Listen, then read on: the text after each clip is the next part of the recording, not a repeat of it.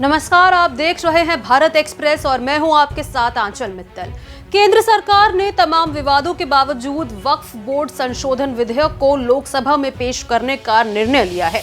ये विधेयक 2 अप्रैल 2025 यानी बुधवार को संसद में प्रस्तुत किया जाएगा।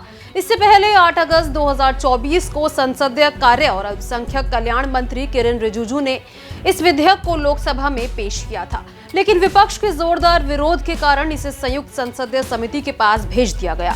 जेपीसी में कुल 44 संशोधन सुझाए गए, जिनमें से लगभग 14 को समिति ने स्वीकार कर लिया था।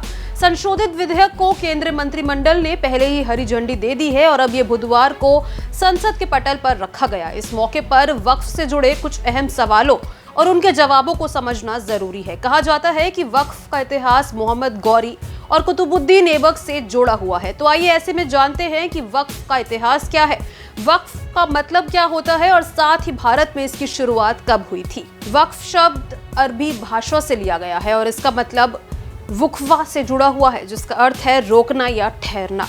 वक्फ का मतलब होता है किसी चीज को संरक्षित करना। इस्लाम में वक्फ उस संपत्ति को कहते हैं जो लोगों के कल्याण के लिए दान की जाती है।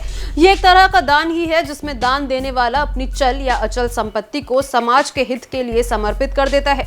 इसमें न सिर्फ जमीन, खेत या मकान शामिल हो सकते हैं, बल्कि रोजमर्रा की चीजें जैसे पंखा, कूलर, साइकिल या टीवी भी दान की जा सकती है। शर्त बस इतनी है कि ये दान जल कल्याण के लिए उद्देश्य से किया जाए। दान देने वाले को वाकिफ कहा जाता है और वो ये भी तय कर सकता है कि दान की गई संपत्ति या उससे होने वाली आय का उपयोग किस तरह से किया जाएगा। मिसाल के तौर पर अगर वाकिफ कहें तो उसकी संपत्ति से होने वाली कमाई सिर्फ अनाथ बच्चों की मदद के लिए खर्च हो तो वैसा ही किया जाएगा। वक्फ से जुड़ी एक मशहूर कहानी खलीफा उमर के समय की है। कहा जाता है कि खलीफा उमर ने खैबर में एक जमीन हासिल की और पैगंबर मोहम्मद से सलाह मांगी कि इसका सबसे अच्छा इस्तेमाल कैसे हो सकता है।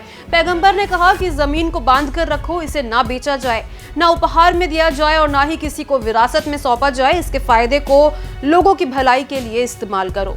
इस तरह वो जमीन वक्फ में बदल गई। एक और उदाहरण पैगंबर के समय का है, जब 600 खजूर के पेड़ों वाला एक बाग वक्फ किया गया और उसकी आय से मदीना के गरीबों की सहायता की जाती थी। ये वक्फ के शुरुआती उदाहरणों में से एक माना जाता है। इसी तरह मिस्र की राजधानी काहिरा में 10वीं सदी में बनी अल अजहर यूनिवर्सिटी भी वक्फ का एक रूप है, जो आज भी अरबी भाषा और संस्कृति की शिक्षा के लिए मशहूर है। भारत में वक्फ की शुरुआत इस्लाम के आगमन के साथ मानी जा सकती है, लेकिन इतिहास में इसकी सटीक तारीख ये पहला शासक स्पष्ट नहीं है। ये सवाल वैसा ही है जैसे ये पूछना कि दान की परंपरा कब शुरू हुई। फिर भी कुछ इतिहासकार मानते हैं कि वक्फ की शुरुआत 12वीं सदी के अंत में मोहम्मद गौरी के समय से हुई। गौरी ने पृथ्वीराज चौहान को हराने के बाद अपनी सत्ता मजबूत करने के लिए इस्लामी संस्थानों को बढ़ावा दिया।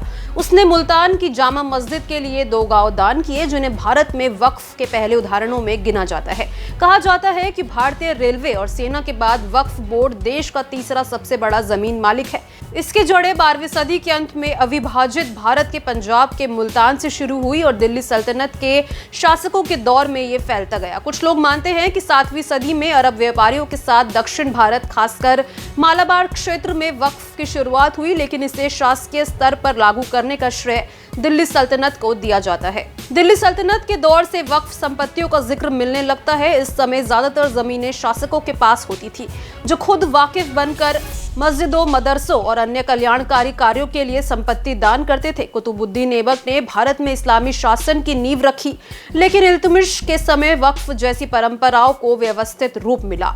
इल्तुमिश ने इस्लामी कानूनों को लागू करने में अहम भूमिका निभाई, जिसमें वक्फ भी शामिल था। मुगल शासकों ने वक्फ को और मजबूत किया। बाबर और अकबर ने इसे संगठित रूप दिया। अकबर ने अपने शासन में धर्मार्थ कार्यों के लिए जमीनें दान दी, जिससे वक्फ की प्रथा और फैली। इस तरह इल्तुमिश को वक्फ की शुरुआती नींव रखने वाला माना जा सकता है, लेकिन ये प्रथा धीरे धीरे विकसित हुई।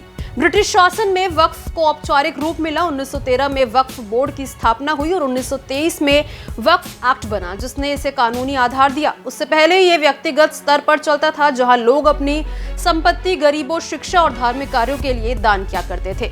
इतिहासकारों का कहना है कि उस समय जमींदार और नवाब अपनी अतिरिक्त जमीनें समाज के लिए समर्पित कर देते थे। आज वक्फ संपत्तियों की स्थिति चिंताजनक है। कई जगहों पर इनका गलत इस्तेमाल हुआ है और सरकारें इसे नियंत्रित करने से नाकाम रही है। कुछ जानकार मानते हैं कि इसमें पारदर्शिता की जरूरत है, लेकिन इसका नियंत्रण समुदाय के पास रहना चाहिए। अगर सरकार या बाहरी लोग हस्तक्षेप करेंगे तो वक्फ का मूल मकसद खत्म हो सकता है।